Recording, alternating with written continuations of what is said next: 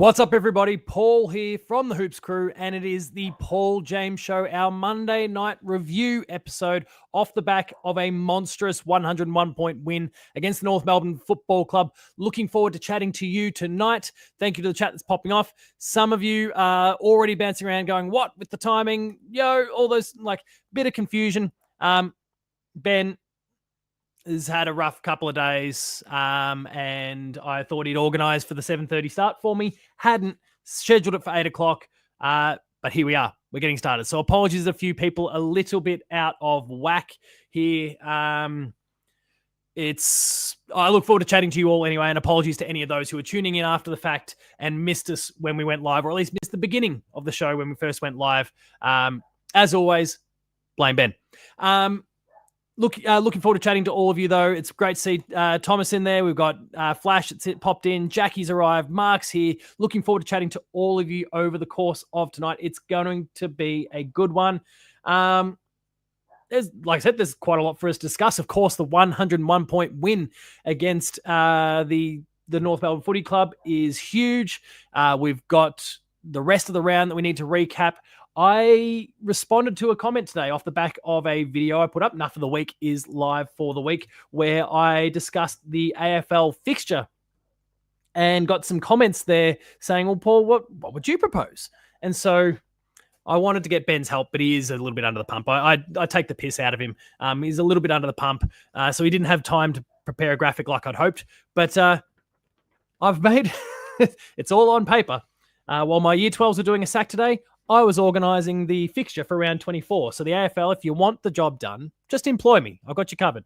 But on paper here, I have the 10 games of round 24 and when they should be scheduled. We'll talk about that when we go around the grounds. We've got your Q&A as well as a game of the show to discuss as well. So looking forward to chatting to all of you tonight. Looking forward to reading from my script outlining the round 24 as it should be, and I'm keen to hear your thoughts when we get into it. But let's begin tonight by talking about some news. Firstly, and I'm just going to go in the sequence, the order of things as they're being filled in. Ben was working on this over the course of last night, I believe.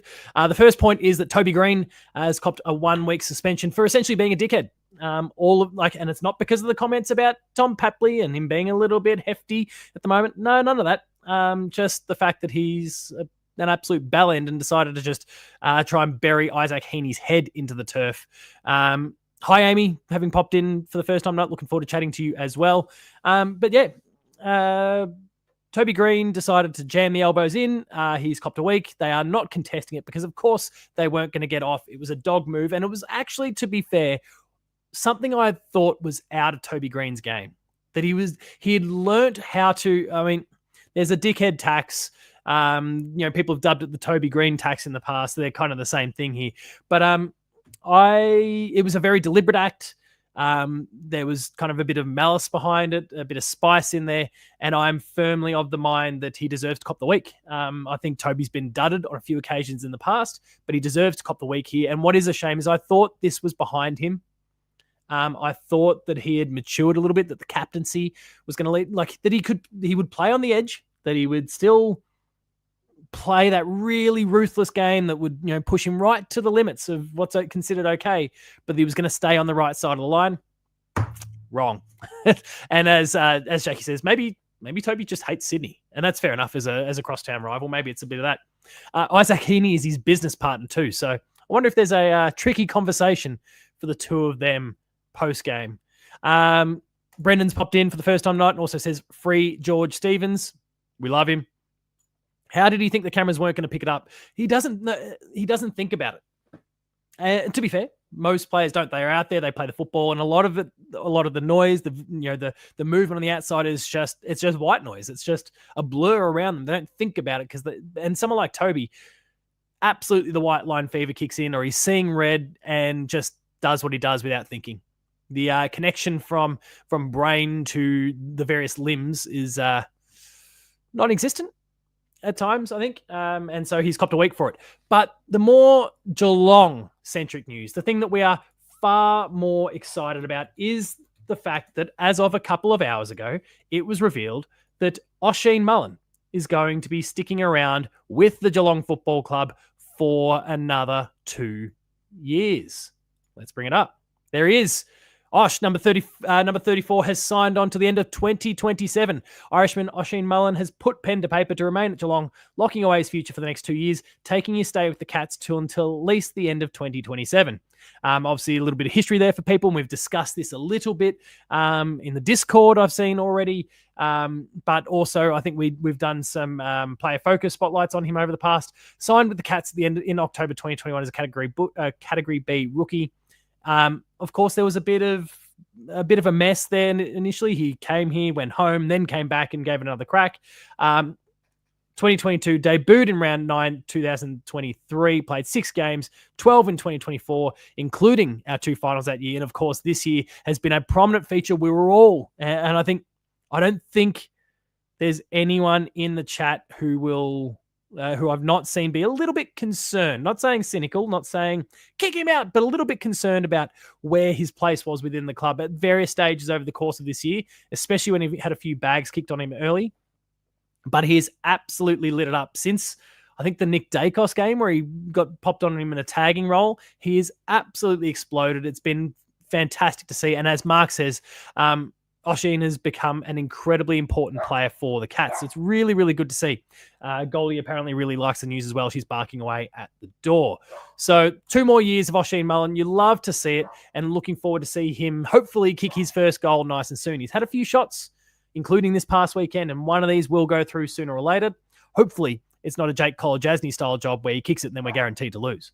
But that is Oshene Mullen. And now we can get into the game itself this weekend. We've just alluded to the fact that he had a shot and missed, but there wasn't, especially in the second half, a hell of a lot of missing going on between Geelong players in the Geelong and North Melbourne game this weekend. The Cats getting the job done, 22 goals, 18, 150.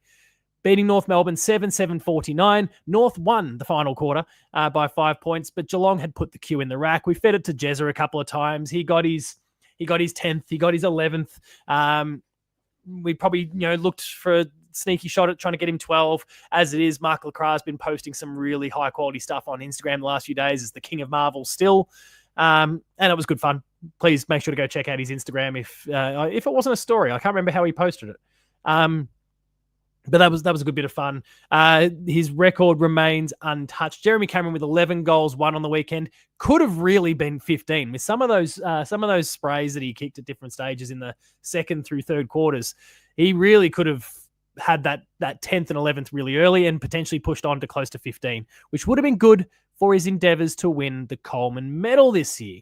We'll talk a little bit more about that, and I'm sure your comments will dig into the topic over the course of the show. I do have a dedicated video going out about Jeremy Cameron and his chase for 100 goals in the season. Stay tuned for that one tomorrow. I recorded it not long before we went to air tonight. So I'll edit that one, toss it online, and you can check that one out in the morning. But yeah, as Brendan says, could have kicked 15. It was a fair showing from him, and the Cats, look, they fed him, which is very uncharacteristic of Geelong, but I think they sensed blood in the water from very early on. Flash has popped in saying Shannon Neal's 31 goals becoming a breakout season. Absolutely. He's really coming along in leaps and bounds. It's been really good. And what we want, and I think the thing that's been impressing me the most is obviously the 31 goals is good, but that's going to improve in time. I have no doubt about it. But what we're really starting to see now is some serious strength through the marking contest. He is not being beaten in the contest, and he is getting to the ball at its highest point, bringing the ball down if he doesn't clunk it himself. It has been wonderful to see his growth. I am really, really happy with how he's coming along. Absolutely becoming a breakout season. I think it's already hit that point. And I'll see if I can quickly bring up some numbers just to confirm kind of how he's going. Obviously, it's super early in his season, so it's pretty obvious that this is his career high, but just to kind of track it a little bit and kind of where he's at. Averages, like he's averaging 1.6 goals a game this year. That's only just a tick higher than what he accomplished last year. But I'm delighted with where he's at. And like I said, he's taking the ball at the highest point. He's not getting shoved out of the contest anymore. He's not leading under the ball so much anymore. And he's really, really adding a lot of value to that forward line. He's really starting to kind of carry on like, this is my forward line. I'm going to assert myself. Now, I still want to see Shannon Neal go from a 6 to 8 disposal game, and his average this season is about 8.6. As I look at it now on the AFL website, he's averaging 8.6 disposals a game. I would like to see that go from 8.6 to not before the end of the season now, but maybe from this point on, I'd love to see him become a 10 to 12 disposals a game person. It probably means he adds another 2 goals or at least another 2 shots on goal to his belt in every single game at that point, which is huge. That's traditional full forward, modern traditional full forward sort of output there, where you're getting your 5 to 6 shots on goal a game, maybe kicking 4-2, 3-3, something like that. He's quite a deadeye. Now he's really settled into it, and his kicking's really shining through. He's positioning himself really well to be a long-time forward. I'm very happy with how he's coming along, but absolutely breakout season so far. Jackie with the 100 there agrees. Let's talk about some other points from the game, though. Actually, I didn't really go through the stats. Hang on, let me bring those back. So as we went through, 22 goals, 18, 150, North 7, 749. Jeremy Cameron with the lazy 11 goals, 1. Shannon Neal with 4 goals, 1. Tyson Stengel getting into the mix as well with 2 goals, 2. For North, Cam Zerha with 3-1. Paul Curtis, typo there from Ben, 2 goals straight. And Finn Maley, Finbar, that's right, Finbar Maley with 1 goal straight. Disposal side, Bailey Smith with his career high, 43 disposals. Max Holmes with 29, Tom Atkins with 25, and another 8 or 9 tackles. Colby McKercher with 31. Colby McKercher, with 32, as well as Luke Parker for North, and 27 disposals to Sheezy Ball himself. Jezza is the first person since 2012 to kick 11 or more goals in a game.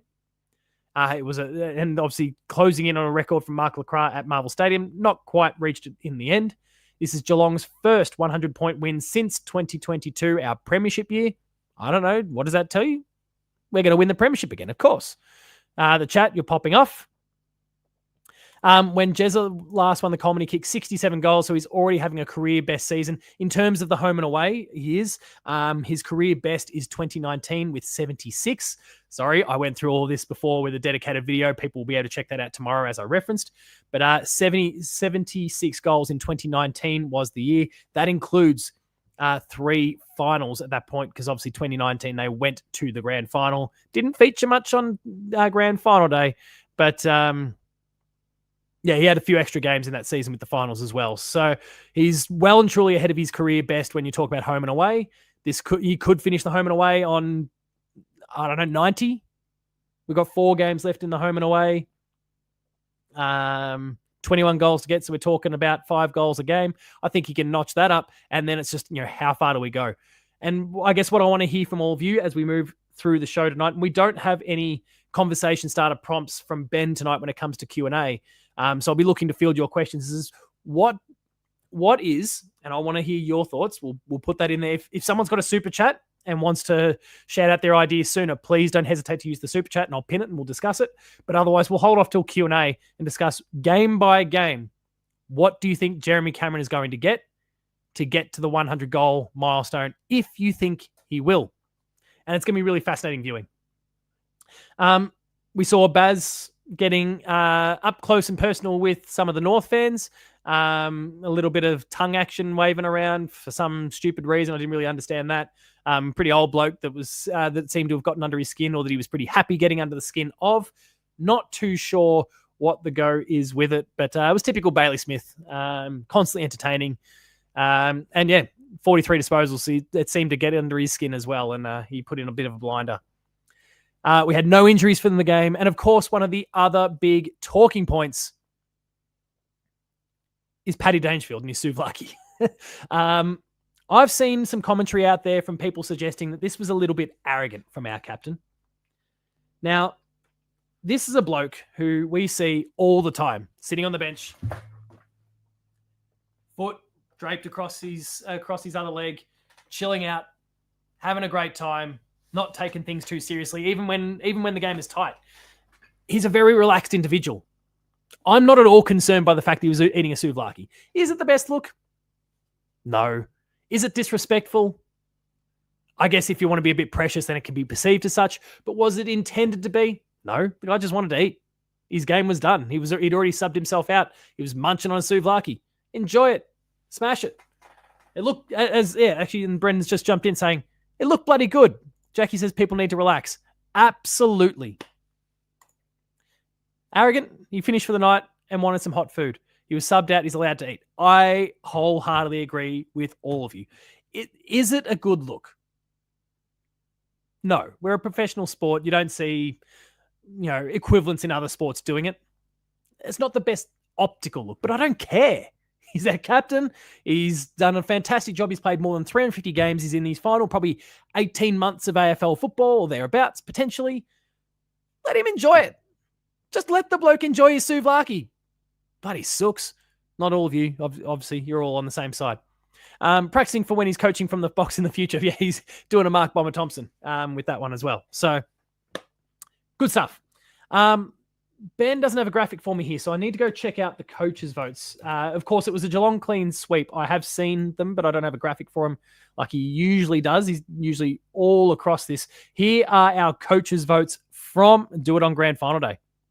When we're up by 80 plus points, you can go smash the souvlaki then. Roaming's popped in for the first time tonight. Good to have you on board, mate. Jackie says, we are professional. He was food loading early. Who cares? 100%. All right. So the coaches' votes are as follows. Jeremy Cameron got the 5 votes from both coaches, 10 for the game. Bailey Smith with the 4 from both coaches. 8 for the game. Max Holmes with 5. Tom Atkins with 3. Shannon Neal and Brian Myers both with 2 votes each. And then that positions Bailey Smith as back to outright third on the overall coaches' votes tally. I don't think he's going to win it now, but he's in a really good position. He's had a great season. He's on 74 coaches' votes. Jeremy Cameron on 51. Max Holmes on 67. Danger 32. Sean Manor on 20 make up and Brian Myers equal with him, make up our equal top 5. And Mark's just, Jackie says Axe has been robbed. Axe was awesome. I think 3 votes he was maybe dudded a little bit, but overall he's been dudded. 16 coaches' votes from Tom Atkins for the entire season. He's getting less than 1 a game. How? This bloke has been leading the tackle count in the AFL all season long. Now, admittedly, Matty Rowell's coming with a head of steam at the moment, so he needs to smash a few blokes in the next couple of weeks just to give himself a nice, healthy lead once again. But I don't understand how he's got he's got fewer coaches' votes than he's played games this season. That boggles my mind. But Romy says that's just how good we are. I suppose there's something to that too. That's a good perspective to bring to it. I like it. Bussy says, eating a souvlaki when I watch this. Everyone get around it. Smash one if you've got one. Spartacus has popped in as well. Looking forward to chatting to you over the course of the night. And again, for anyone tuning in a little bit late, apologies for the little bit of a disconnect between start time and then our actual start time. I'd told Ben that I wanted 7:30 and he'd already scheduled it for 8 and didn't get a chance to reschedule it back. So created a little bit of a messaging muddle up for people there. Wayne has just popped in. Go Cats, what a win. It was a good one. Look, I don't want to get carried away. It's North Melbourne, a very defeated North Melbourne, but all you can do is beat the team you're in front of on the day. And we've spoken a little bit about through this show, through my reaction videos, that what we need to do at this point is build ourselves towards... No, roaming. You're totally fine, mate. It was initially scheduled for 8 o'clock, and I rescheduled it to 7:30 with about a minute before the stream started because I didn't realize that Ben hadn't readjusted the time. So you are totally fine, mate. It's about the build to the finals at this particular point. And what I want to see is Geelong build themselves progressively towards hitting their straps at just the right time. And big floggings of an opposition like this absolutely help in that regard. You can, there's the old, you can only beat who your opponent is on the day, and there's something to that, but you can beat them and beat them well. And when you do that, you are, coming in chock full of confidence, feeling like you can do anything. And that's what I want our Cats to be feeling like going into the final series. So really great to see in that regard. The run home, we've spoken a little bit about this in recent weeks, and you will, of course, if you get the opportunity to check out my video about Jesse Cameron tomorrow and his run towards 100 goals in a season, you'll have gone through the fixture with me for that video. But Port Adelaide this weekend, please, if you are planning on going to that game, do not forget the community meetup this weekend at Little Creatures in Geelong from midday this Sunday. If you can be there, if there's anyone in the chat right now, looking forward to seeing you. If you're watching this after the fact, looking forward to seeing you if you can make it down to Little Creatures in Geelong midday for a Hoops Crew family community meetup. And looking forward to chatting to anyone who's there. And then, of course, bumping into some of you around the ground like I have with other GMHBA visits earlier this season. Spartacus says Jezza could have kicked one from Werribee the way he was kicking. He also could have sprayed it badly like he did with a couple of those dodgy shots over the course of the game. But our run home, Port Adelaide this weekend, as I said, look forward to seeing you there. We then play Essendon the following week. We go from a Sunday afternoon game to a Friday night game there. So a very short break, but also the Bombers just don't deserve Friday nights. So please go check out my Enough of the Week, where you see me having a crack at the AFL fixturing team, because that is an absolute farce what's going on right now, including the round 24 stuff. But like I said, because I don't have Ben making graphics for me, and I didn't expect that, so it's not ready. I've got in writing my proposal for round 24 and how this season comes to a close, given they haven't announced it, and we've got the variable of the Gold Coast and Essendon catch-up game still to be played. So I'll talk about that soon. So we've got Geelong and Essendon Friday night. We're back to a Sunday the following week, Sydney and Geelong at the SCG, and then the TBD game between Geelong and Richmond that we've got to play as well. That's our final month before the home and away season comes to a close, and we cast our eyes forward to September. Hopefully, Jeremy Cameron has already bagged his century by that point, but he would need to be kicking what are we now? He'd need to be kicking 7 goals a game. A bit over that over the next 4 games to have notched it up before the home and away series is complete. All right, it's time to go around the grounds now and look at the other games that were played this weekend. So I'll fix my filter here so I can bring up the normal fixture, and we'll look at all of the games that were played. It was a shitful round. Let's be... What is going on here? Come on, let's try that again. The AFL website's a bit of a mess. We'll chat about the ladder in a moment as well. Maybe once we've kind of gone through the other games of the round, I'm keen to talk about. So is Jezza going to be rested? Anthony Hudson was getting his voice polished for Jezza 13-13. I think I made that joke in the reaction video. Yeah, and it felt like a possibility. It's a bit of a shame that we didn't get it in the end. He did all he could. Yeah. There's a couple of those ugly misses are what cost him in the end. But let's go back to round 20 here. We'll get our screen sharing going. We'll project round 20 on the screen here. Boom. Like I said, it was a shitful round. Hawthorn played with their food with Carlton. Still winning by 4 goals. Obviously, there was a bloodbath on the Friday night between Essendon and the Bulldogs, and I expect that we'll probably get to do the same in a few weeks. We've got the Giants smacking the Swans around. Wasn't expecting a hiding. I was expecting a really close one, as these battles of the bridge, or Sydney smashes as I've been dubbing them, have gone.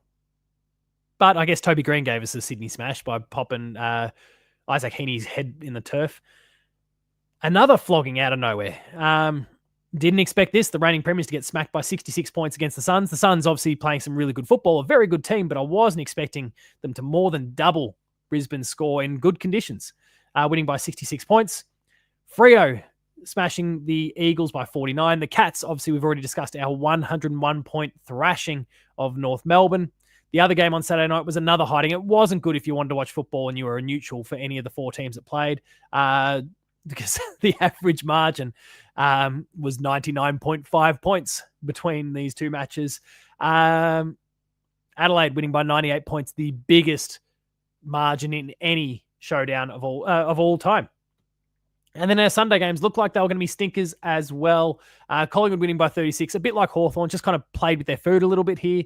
And then you've got the upset of the season. Let's just take in that Worm again. Where to go? Absolutely wild. They were down by 46 points. Went on to win by 6.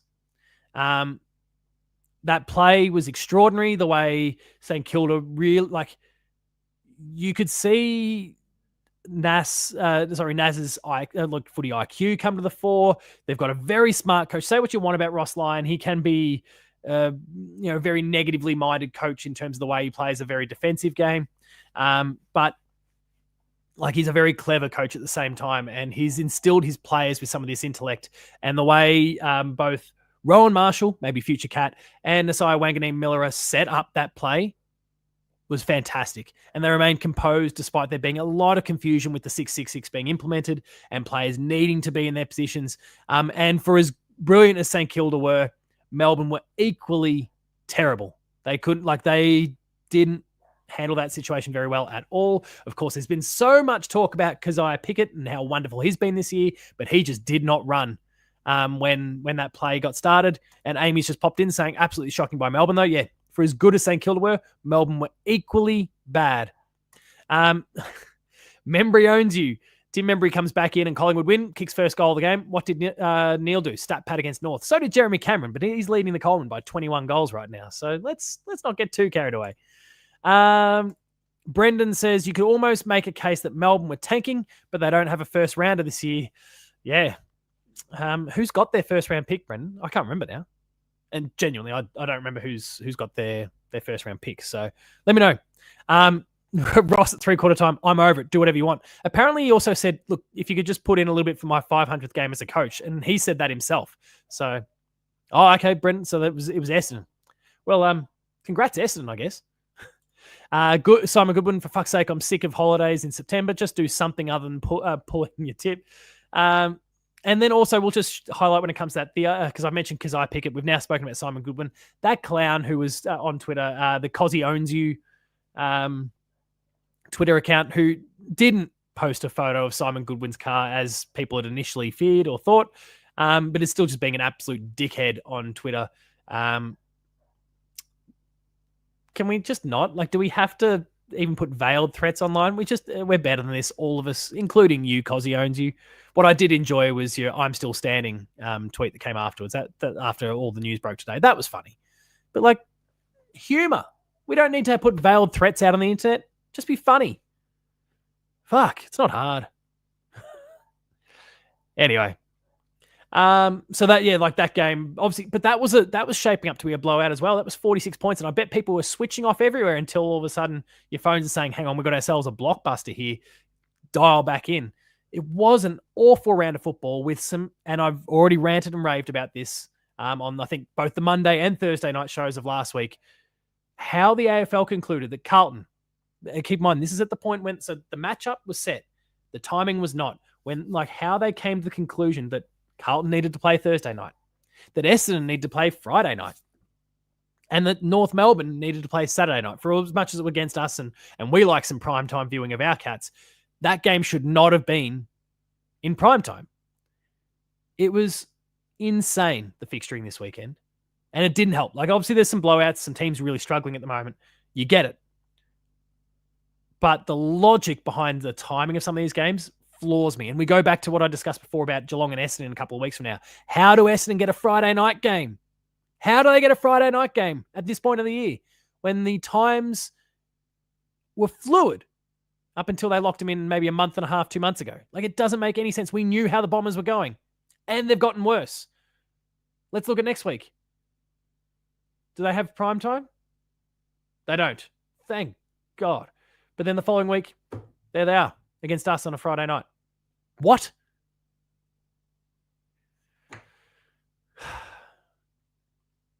I don't understand. I really don't understand what the AFL is doing at the moment. It's just, there are shambles over there at HQ right now. Andrew Dillon and your team do better. Graham Swan, please fix this mess. So that is the rest of the games of the round. The Rising Star this week has been awarded to, I have to double check now because I did catch the name. It was Joe Fonte from the GWS Giants. He has earned the Rising Star this weekend, the Rising Star nomination, I should say, this weekend. And what did he do on the weekend? What were his numbers? 14 touches, as well as a fourth quarter spoil that stymied the Swans' fading hopes of a fight back, with the Giants going on to secure a 44 point. This is coming directly from the GWS Giants website.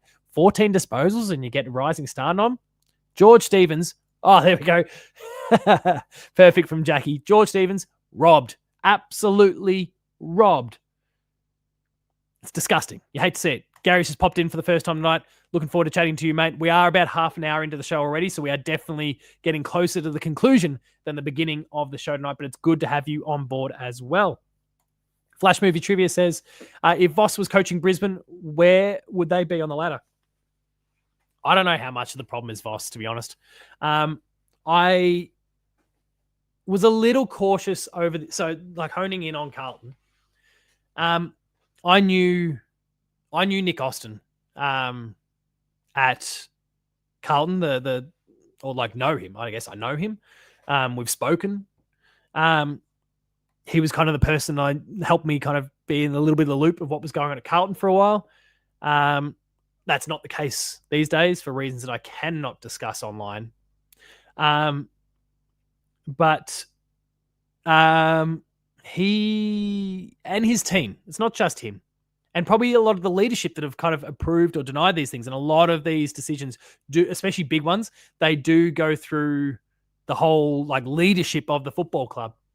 The decision-making has been awful. The amount of money that they've thrown at some of their players like Harry McKay and Charlie Curnow and Sam Walsh and Jacob Wiedering and Paddy Cripps. And that's the 5 there that they were willing to offer north of $1 million again for Tom de Koning. And there's probably others. And I'm not thinking Cherry's probably on a big fat packet as well.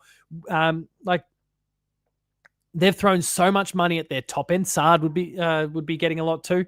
The amount that they've thrown at their top end has cost them depth. And that's a leadership thing. So I don't understand. I don't understand the decision making. They are a shambles, and they deserve for a bunch of their players to leave. They've completely mismanaged their budgets, and as a result, they're in all sorts. And I don't know how much of it is Vossi, to be perfectly honest. Spudica says, Brad Scott may be the first coach to die of embarrassment from all the primetime shit shows. Possibly. Gary says, sorry, the wife made me have tea first. We've all got to eat, Gary. Did you see Chris Scott getting pissed at de Koning throwing the bottle at the window? No, I didn't see that, but let's stomp out this bullshit. Lucas's mum's popped in for the first time tonight. Drops some Adelaide Crows hearts. It's shaping up more and more like there might be some sort of Geelong and Adelaide matchup in the final series at the moment, which is worrisome. But also, and sorry, Mrs. Lucas, I've just gone completely blank on your name out of nowhere because it's mostly discussed in post-game live. But I have just seen, I've gotten a Twitter notification whilst we're watching this, that Lucas is in a chat right now called Footy Pals and not here in this live chat right now. So, Lucas, if by some chance you are in fact dialed in to both right now, fix your shit, mate. Get over here. Lucas's mum, if you're able to do us a favour and tell your son to come over here, it's not good enough on his part. Gary says, why can't we play at home the way we play the wider grounds? We've just had some interesting matchups against some tough opponents there recently. I'm not overly worried by it, but at least going into the finals, we won't have to play at GMH. But if there is genuinely something to that. Sorry, so Flash, it says it's a Twitter notification. He is in a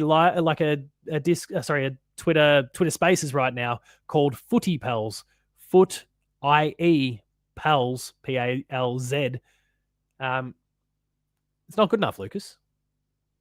You belong here with us. Brendan says, infidelity. Damn straight he's coming over. I'm on to you, mate. Twitter tells me everything, Lucas. if you drop a comment in here, I might share you a link and you can come in and I'll scold you properly. That's a Simpson style. That's a paddling. All right, let's keep pushing on though while we wait to see if Coach Lucas makes his appearance here. So as we said, Joe Fonte, the rising star for this week in the VFL. Two big after the siren wins in the same day. Geelong defeating North Melbourne by 2 points, goal after the siren in that particular matchup. And controversial one. I would agree with the push in the back. You watch that footage back, very, very clear. What isn't as clear is apparently the 50 metres was for descent. Fine. But geez, at that point in the game, he must have been, this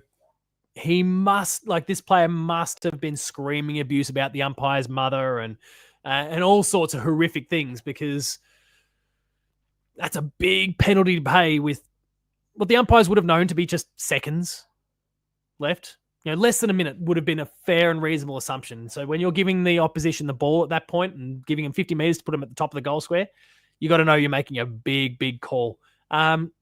If it was all well and truly justified, great.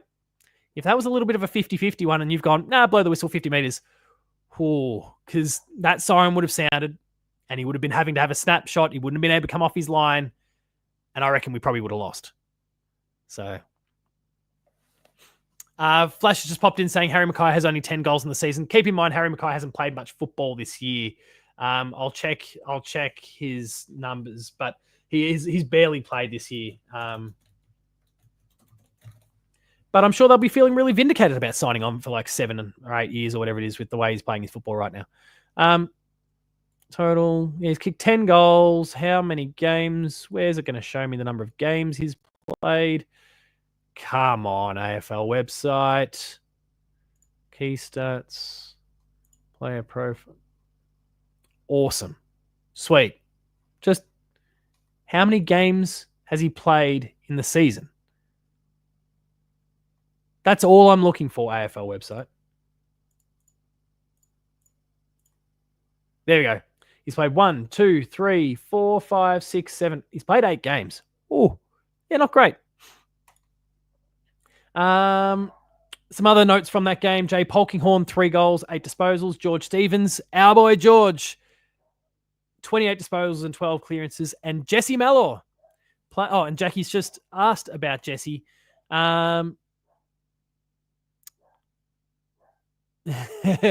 Spartacus says the AFL website deport's flipping me off. And Gary with I can't hear you. He's played 8 games. Thank you, Flash. What do I think of Jesse Malor? Look, we don't get a great angle on the game watching the stream through the AFL website there. It's pretty limited. So bit hard to tell what he was doing kind of off the ball. But he got 1 goal from 2 disposals, and that goal was absolutely sensational. I don't know what sort of minutes he got. That would be an interesting one. But I don't know if the AFL site will provide us that. I don't think it gives us that sort of level of detail. I will double check, but I don't think it does. Round 18, Geelong and North Melbourne. Player stats. We'll sort by disposals. It's going to be the easiest way to find him. It doesn't give you time on ground. But yeah, he got 2 disposals, 1 kick, 1 handball, 1 mark, 6 tackles. 6 tackles is a good start. And one clearance as well. So there's some good things to see. It's a good first step. But I suspect, not that we know for sure, but I suspect his minutes were fairly limited.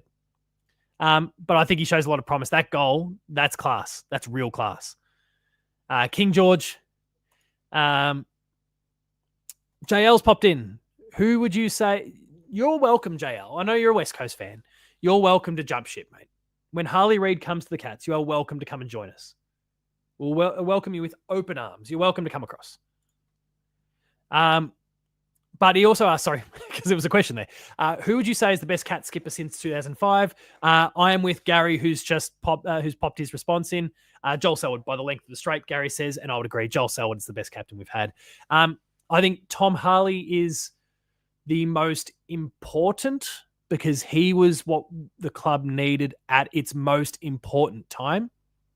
I think Tom Harley is the most significant, I guess, in terms of the big moment. The big moment the club needed to do what it needed to do to turn itself around. I am so delighted that Tom Harley was our captain. He was exactly the type of person that we needed to lead Geelong out of the mires that we'd been in, the mediocrity that we'd been in, the close but no cigars that we experienced so many times. He was the one that dug us out of it, alongside obviously some wonderful leadership in the club. But it's the on-field leaders that you need. Tom Harley is the most important captain that we've ever had. Joel Selwood is the best that we've had since, and that's inclusive of Tom Harley's tenure. Joel Selwood is the best captain. Tom Harley, the most important at the most important time. Lingy, fantastic as well. And am I missing anyone? When did Stephen King... Was Stephen King still captain? When did he drop that? When did Tom Harley pick it up? It might have been since 05. I can't remember. Someone clarify when Kingy actually dropped the captaincy. But Bussy says Selwood's the only answer. Flash says Joel by a mile. Oh, Gary says Lingy wasn't too bad either. JL has a bit of a laugh. Again, come and join the blue and white. Like, mate, might be a while since till your next taste some glory. Coach Lucas is now in there. We've got, what is he, Jake Flag Pies, that Twitter account that's a bit of a troll from time to time. He's in there with Lucas as well. Mrs. Lucas, we need to course correct your son. Aaron asks, and we'll just kind of fold some of the Q&A as we go here because things are going nicely at the moment. So, do you think Brian Myers bothers with car insurance? The guy has 360-degree vision on the field. When do you think he's up the proverbial without a paddle? When you think he's up the proverbial without a paddle, he finds a way out of trouble. Real footy smarts. Absolutely. He's got real poise. Spartacus says, Paul, I don't know if DeConing was at fault. Chris looked pissed when he got leveled in the goal square, but Chris was throwing bottle like a grenade. He did hurl that bottle. I wasn't too sure what to make of it. Ling-a-ding-ding says, Bussy. Mrs. Lucas says, Luke's coming now. And Caden, first time here. Good to have you on board. Feel free to hit that subscribe button. And also for everyone watching, as Gary often does such a good job of doing. There's Lucas. There he is. Where are we? Please make sure to subscribe. Drop a like on the video. Gary says it all the time. If every single one of you drop a like on this, we're doing very, very well. So please drop a like on this video. Share it with your friends. Get the word out there. But welcome, Caden. Lucas, hello, everyone. Steve Hocking signed till 2029. Scott, also 2029. He's on the bandwagon. Spartacus, Lucas, you playboy. Lucas, I'm going to send you a link. And I'm going to keep your stint very small because I need to keep tonight short. But I'm going to send you a link. I'm going to send you a Twitter DM. And I expect you to jump into this stream because we need to have a bit of an intervention here. Oh, come on. What are you going by on it?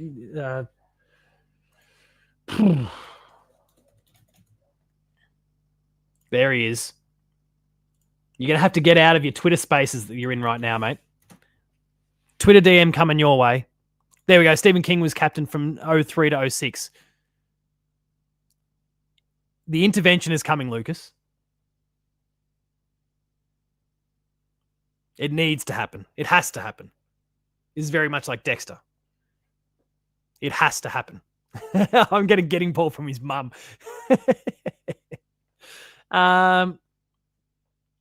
In the meantime, we'll keep pushing on. The AFLW practice match, great result for the Cats. Geelong defeated St Kilda there. And of course, keep in mind, round one, Saturday, August 16th. The girls are very close, and I'm very, very keen to see how their season progresses. Tennis committee. Ling comes off a bit gingerly. I managed to get my hands on an old classic clip on the weekend. I'm going to have to see if I can... Where is it? I'm just going to hold my phone up because I don't have the opportunity, I don't have the time to upload it right now. But this is from... Look, I know some people don't like Sam Newman and the Footy Show, but this came from the Footy Show years and years ago. But this is from Brownlow night back in, God knows what year. But it was Jonathan Brown talking about Cameron Ling and his nickname. And I brought it up the other day in the Discord. It didn't get nearly enough likes at the time, but it is an amazing clip.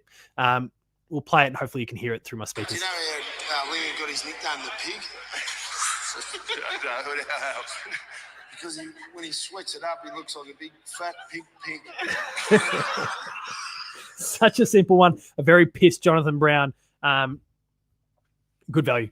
Really good value. Lucas, I sent you a link, mate, in your DMs. Get in here. We need to have an intervention. You're in a call with far too many Collingwood people. I won't stand for it. In the meantime, though, since I don't have Ben making graphics for me tonight, I'm going to read from this like I'm some newsreader in the 1990s, 1980s, and go through my proposal here for round 24. I put together enough of the week this week, and I dunked on the AFL fixturing team for Flash says turn on the PlayStation light. All right, fine.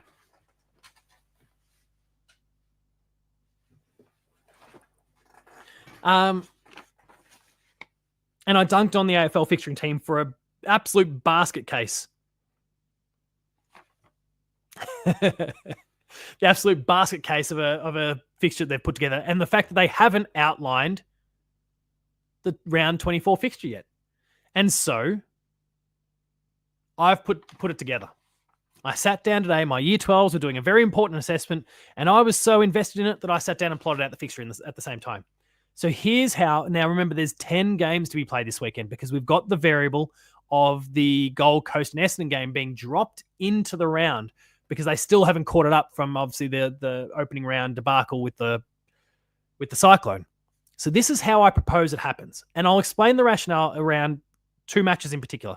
Obviously, two matches in particular. Three matches, if you want to get specific. The Gold Coast and Essendon one, and then, of course, Essendon versus Carlton and Gold Coast versus Port Adelaide, because those three games are all kind of tied to each other and deeply impacted by when Gold Coast and Essendon play. So this is how I believe it should happen in a way that is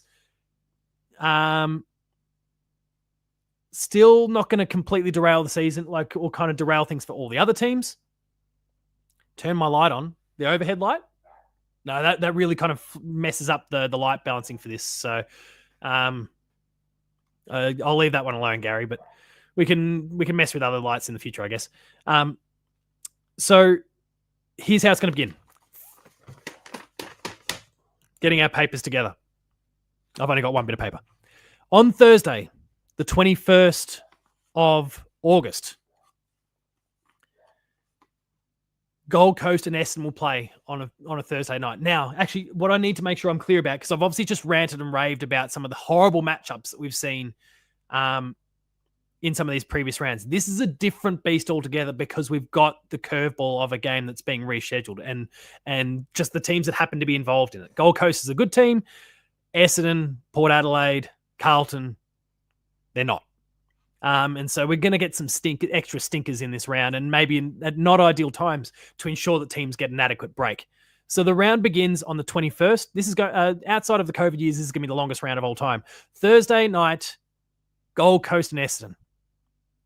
On Friday night, we've got two night games here. And again, I wouldn't like this normally, but because of the fact that Essendon's got to play two games, it's got to happen. So we've got two matchups on the Friday night.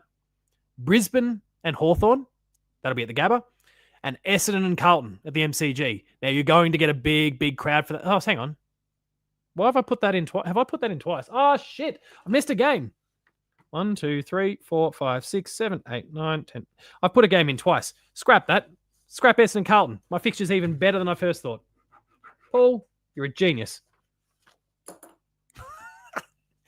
This is why we need graphics. Gold Coast and Essendon Thursday night. Brisbane and Hawthorn Friday night. Oh my God, I can't believe I screwed that one up. Here's me talking about managing the gaps, and Essendon gets less than 24 hours. So Thursday night, Gold Coast and Essendon Friday. Friday night, Brisbane and Hawthorn. Saturday, Geelong and Richmond during the day. GWS and St Kilda during the day. And then Saturday night, a very important matchup for the finals. The Western Bulldogs and the Fremantle Dockers. On Sunday, we've got West Coast and Sydney, North Melbourne and Adelaide, and Collingwood and Melbourne. Then Monday, Tuesday, we've got all the other catch-ups relating to the Gold Coast and Essendon game. Now, what this allows, and I guess the team that the loser out of Gold Coast and Essendon, this in terms of time to rest is Essendon, but who cares? Their season's already cooked. So Essendon will go from playing on Thursday the 21st to Monday the 25th. They're not going to be training. They're just going to be icing and resting up and then going around again to play on the Monday night. Carlton and Essendon will play that game there. That's a Monday night because they'll still want a crowd to attend if they can. And then Tuesday night, so Gold Coast will have had Friday, Saturday, Sunday, and Monday to rest. It's a 4-day break. Not ideal, but they're about to get a big break there. Look after yourselves. You've got Gold Coast and Port Adelaide. Essentially 5 days by the time the game actually starts. So Essendon, I guess, are kind of the loser out of this scenario, but they've basically been losing for ages now. They're like it's a tricky situation they're in. It's a tricky situation the AFL is in when it comes to this one, especially by just conceding they're going to leave it till the last minute. Other things I had to factor in along the way, of course, were when the games were played in the previous round. Because that, you can't completely destroy the opportunity of some of these teams. And if I quickly scroll back to round 23 for a second, Essendon plays on the Friday night of that round. Again, of course they do. Friday night Essendon, then into a Thursday the following week. So they get a 6-day break. That's perfectly fine. And then the tricky one is the 4-day break off the back of that, leading into a following Monday. But we're trying to maximize that as much as we possibly can. And honestly, we have to prioritize the Gold Coast because they're the team that's going to be playing finals. Gold Coast themselves will play on the Saturday of round 23, which gives them time as well. And oh my God, Lucas is here. And I'm concerned about how much he is or isn't wearing. Are you there, Lucas? Can you hear me okay at the moment? I'll put some headphones on. Okay, I'm getting thumbs up. It is intervention time. I don't know if I'm being beamed to your Footy Pals chat now as we speak, so this will be interesting. What's going to happen? Here. Oh, hang on. There are shorts there. I was worried that you were holding that bottle to cover your pride or your shame. Or the other. Caden, by the way, because Ben's just pumping up Caden. This doesn't normally happen on the Paul James show, but Lucas is an interesting exception to the rule. Lucas, hide your shame. All right. What are you doing when the Paul James show is live and streaming? What are you doing, sir, in Footy Pals Live with whoever? I'm not sure. I'm not familiar with who Footy Pals is. It still says you're a speaker right now. So am I getting beamed out to these people? I am. No, my mum. No, my mum's in there. Yeah. And old Jake Flagpies. This is some traitorous behaviour, mate. And we won't stand for it here in the Hoops community. He's so intimidated that he's now frozen, and he's pretending like. Actually, I hope it's not me. Chat, please talk to me just to make sure that we're still up and running here. Doodle Cam is now back and bigger than ever. Lucas is giving me the you're breaking up. We'll see if Lucas comes back in a sec. I'll kick him for a second. And we'll see if he comes back in a moment. The bloke's a basket case. He's frozen. We've lost Lucas. We've lost Coach Lucas. He's running and hiding. It's a bit of a shame. We'll give him some time to come back because 50 minutes in, we haven't shouted out our sponsor, Cyril Cook Florist. Drop those flower emojis, please. The Hoops Crew Media Network is proudly sponsored by Cyril Cook Florist. Visit them at shop 1211 Leather Street in Breakwater. Phone them on 035 222 2244 or visit their website at www.cyrilcookflorist.com.au and use the offer code GOCATS in the voucher field at checkout to get 20% off your next online purchase. Always for your ongoing support of the Hoops Crew and all we get up to. And Lucas has tripped over the internet cable. What's that growing out of Lucas's head? Looking good, Lucas. But he's gone now. He's not even in the StreamYard call anymore. We've completely lost him. So the narrative now that we, of course, need to build is that when Lucas is being made accountable for his traitorous behavior, he runs and hides. Cop that, Lucas. All right, we're into some Q&A. Now, we've already done quite a bit of it so far, so we'll try and fold in some of your thoughts as we go. To remind everyone what my proposed round 24 is, Ben wasn't able to put together some graphics, so we're doing this manually here. Thursday night, Gold Coast and Essendon on the Gold Coast. Friday night, Brisbane and Hawthorn in Brisbane. Saturday, during the day, we've got Geelong and Richmond, GWS and St Kilda, and then at night, a very important matchup of the Dogs versus the Dockers. I guess that'd be a marvel. Sunday, we've got West Coast and Sydney, North and the Crows, the Pies and the Ds, and then on Monday, we then have some of the other catch-ups, the initially planned round 24 games, Essendon and Carlton on the Monday. You get a decent crowd for it still because those two are, classic rivals. And then on Tuesday, so that's one of the two catch-ups, and then the other catch-up being Gold Coast and Port Adelaide. And that allows Gold Coast to still have a very healthy amount of time to rest before their first final, not disproportionate to the other teams. It's close, but as close as you can get. And Essendon season gets wrapped up. Port, and Carlton, you're not dragging the season out too much for them.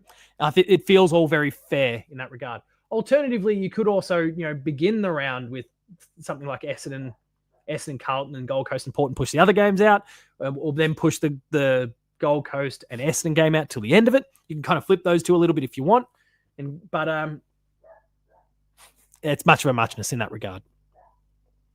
Spartacus says, who will Geelong chase if Harley signs on with the mega deal with West Coast? I think we've got a few options. Now, there's one, and I'm not going to name names here.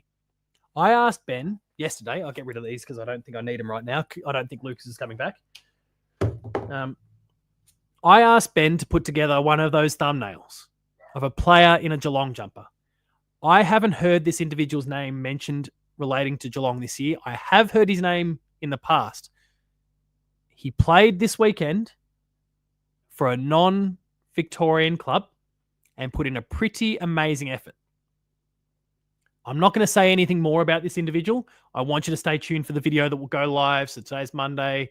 I've got my Jezza Cameron 100 goals in a season video going live tomorrow. And then this video about this mysterious trade target will go live, I guess, on Wednesday or Thursday. Depends on whether Jake's got an episode of the twos, a breakout from the twos that we'll publish. But stay tuned for that one. I've got some thoughts there. But this individual is not as high profile as you would expect. This is very much the out of left field thing that I think could be a really cool pick for us. For someone like Gary, who's been very vocal about not wanting to see a midfielder. It is a midfielder, but it's a very low risk option. It's an outside of the box option that I think could be wonderful for our depth without guaranteeing that we're taking away a spot from a George Stevens or a Jai Clark or a Mitch Nevitt or some of those guys that are coming through. I'm going to, you need to know now. Amy doesn't want to wait. No, I'm gonna leave you all to wait. I don't normally do this, but I've got this. Amy has asked, is this an actual known target? Geelong has been tied to this individual in the past. They have been not this year. I haven't heard their name tied to the Cats this year, but their name has been attached to Geelong Football Club in the past. And I think it would be a fantastic selection for us if we can, and it wouldn't cost us a lot, which is one of the great things. It's so it's an Ashcroft. It's obviously Will and it's obviously Will Ashcroft, or Levi. No, Levi. Yeah, Levi. It's not. Amy says Davies from Gold Coast. I guess the gig's up. Yeah, Alex. So Davies from the Gold Coast was actually the player. How did you... Amy, how? There are 17 other teams in this competition with 40-odd players on their list. There's been players constantly connected to the Geelong Football Club, and you plucked Davies' name out of nowhere. That's unreal. Very nicely done. Yes, Davies is the player that I. So I've asked Ben to put together the thumbnail. His first comment was, "Who's that?" Which wasn't ideal. But yeah, Alex Davies is the player that we're going to talk about, and I'm looking forward to talking about him in some detail later in the week. Gary says, I thought that Toby was brilliant this weekend, but I'd still chase that Essendon Ruckman. You're talking about Draper. I don't really want Draper. If Draper's going to come to the club, he has to get rid of that horrific mullet. I just won't accept that bullshit in my football club. Also, speaking of hairstyles, I saw the Discord popping off about Tyson Stengel's hair on the weekend. I think I saw someone say rat tail. I don't know if he just doesn't need a cut, and if it's just starting to get a little bit, there's a little bit of volume at the back there at the moment, and it just didn't look too bad. I'm not 100% clear, but I won't be accepting any mullets in my football club. Bussy says we don't want Draper. Neither do I. Setting the haircut aside, Jez has got the vomit emoji there for Sam Draper. Amy says it's only because people were talking about him. Okay. Was he? You mean like he was being talked about because of his effort this weekend, or because he's been connected to clubs? But yeah, I haven't heard his name attached to Geelong this year, but he has been, I think, for a couple of years actually. Geelong had shown some interest, and I think no, they don't have mullets, Gary. They're what do we call those hairstyles? Someone who, like, it's just long. It's just long. They're not mullets. I think Flash says, yeah, we need to make sure Amy gets the Shannon pizza. Ben, if you're watching this or you're watching this after the fact, Amy has to get the Shannon pizza for that unreal stab in the dark. I seen Stengel give 50 away when he threw the ball. I laughed so hard he threw it like a baseball. Amy for a pizza, Jessa says, I think that's the sentiment. Girl cuts, then he says. Surfers dude hair. There we go. That'll do. Amy says, Jackie, I won't be choosy, but I would take Will over Levi. I would take Will over Levi as well. All right. We are basically at the end of our show tonight. So what we'll do really quickly, and it'll give everyone an opportunity to have a few minutes up their sleeve. Give everyone a few minutes up their sleeve to ask any last minute questions before we wrap the show up tonight. Is we are going to get into our game of the show. Sarah Robinson says, I want Kerno. I did put together that video the other day, but I think most people, if you've watched it, kind of cottoned onto the fact that it would be nice, but I don't see how we get the deal done, and I don't want to give up the bank. I could imagine Carlton going, well, fine, we'll take him, but we want a Max Holmes, and that's just not something I want to do. Like a Max Holmes, a Brian Myers, along with some first round picks. That's just not a move I want to make. So I think I'd rather go without. We'll get into our game of the show, though. I'm not big about first-person shooters, but the Battlefield franchise is back, and it's coming really quite soon. We got the debut trailer for Battlefield 6 the other day, and if you like shooty, bang, bang, you're going to get a lot of it in Battlefield 6. So let's get into our game of the show right now. Cue those questions up. If you've got any last-minute ones, this is your opportunity before we wrap things up for the show for the night.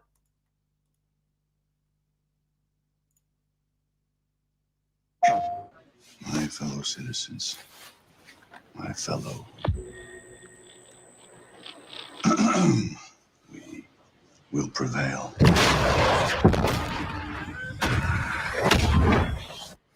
We're ready, Mr. President. My fellow citizens, today represents a dark day in our history. With this monstrous, unprovoked attack, no country is safe from their reach. For all those serving on our behalf, our prayers go with you. For the Pax Armada mercenaries who are watching now, I have a message. It's over. Let's get to work.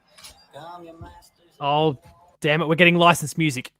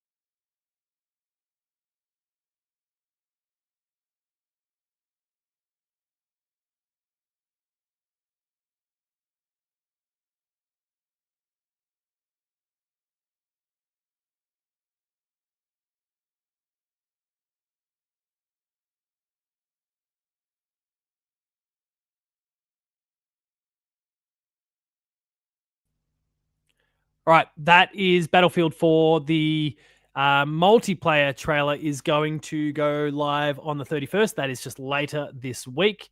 And the game visually looks pretty great. I'm not a big first-person shooter guy for the most part. I'm not your Call of Duty bro. I'm not any of those sort of things. But I have to admit that visually it looks stunning. Could be a cool campaign, but that's about where my time with the game ends. Amy has said, no pizzas for me, please. I'm not in Victoria. Thank you, though. You could be in Victoria sometime soon, and you can get a big Shannon Pizza Neil pizza.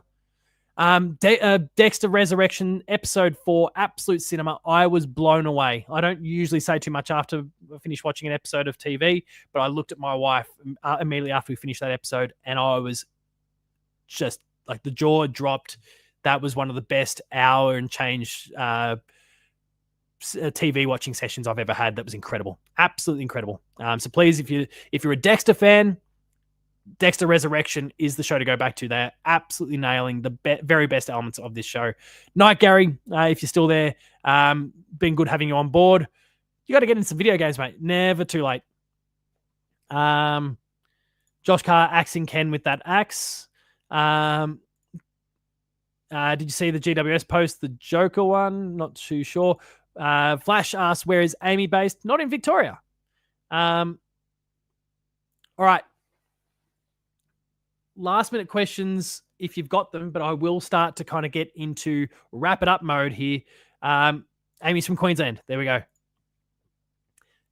Thank you all for having tuned in tonight, as always. Been a little bit of a strange sort of show tonight with the surprise earlier start for people. But we've made it all work. So looking forward to continuing to hear your thoughts as the show goes on. As it goes to air, and people continue to check this out after the fact. Love to hear all your thoughts on the Geelong and North Melbourne game, the other games of the round, my brilliant handwritten fixture for the remainder of the season. I look forward to the AFL coming up with a better fixture than that. I'm keeping this here because when they announce it, I am going to compare what I built to what I've got. I think mine will be better. If you enjoyed what you've watched tonight, please make sure to like this video. If every single one of you watching live does it now, we are going very, very well as a channel. So please make sure to drop a like on this video, share it with your friends and family, and get more people checking out all things Hoops Crew. There's lots of awesome content there. If you enjoy that, go to check out our Patreon as well. It costs $5 a month to get all of the early access, extended, and exclusive content that we're providing there from myself, from the chaps. I've got my post up there for the scratching post this week. Would like to hear your topics of conversation that I can discuss, record, pop it in the car, mount it up, discuss it, share it with you. Very raw, exactly as the ideas bubble to mind. And sometimes you see me get shitty at bad drivers along the way, which is always fun. And if you want to see what it's all about, there's a 7-day free trial period as well for you to check that out as well. Thank you to the 40 of you that are patrons of the Hoops Crew right now. You are wonderful, wonderful people. And you've been doing it so long that maybe I'll just have to do the Teenage Mutant Ninja Turtle pajamas thing at some point anyway. Ben, go buy some. We might have to put some little stakes around it since we didn't get to 50, but we'll get Ben, go buy some Ninja Turtles pajamas and we'll make it work. We'll claim it on the business. For the rest of the week, please make sure to check out tomorrow morning my video about Jez's 100th goal milestone, whether he will or will not hit it. That will be live there for you to check out. Tuesday night, the Chaps Chat Cats do their review of the Geelong and North Melbourne game. You've also got the Paul James show on Thursday. I've mentioned we've obviously got this Alex Davies video as well. There's a whole lot more. Yeah, cheers, Amy. Great guess. You destroyed Paul's content. Cut her off. She's never allowed on the stream again. We couldn't do that to Amy. She's one of our best. Lots of content, though. We might have a breakout from the twos as well. There's a whole lot of stuff we're planning, so please go and check all of it out. And, of course, we'll go around again on Thursday night for the Paul James show, the preview episode. At the moment, I'm still expecting it to be Thursday. I potentially have a work thing that may clash. I'm trying to get myself out of it right now to make sure that I can still do the show on time, but we'll have to see what happens there. And then, of course, on Saturday, post-game live after the Geelong and Port Adelaide game. And if you're a community member, if you're going to be in Geelong, if you are going to the Geelong game against Port on Sunday, Ben's put Saturday, on Sunday for post-game live, if you're going to be in Geelong, Little Creatures Brewery in Geelong from midday is where myself, Ben, I don't know if the chaps are going to make it, but a whole bunch of others. Ethan is flying into Australia this week. He is going to be there.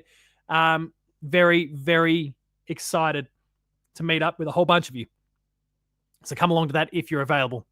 But that's where we'll wrap things up for the night. Thank you all for watching this video, joining me in the chat. And if you're watching this after the fact, it's been great to hear from you as well in the comment section. Until next time, remain Geelong strong. Thanks a lot for watching, and I'll see you later.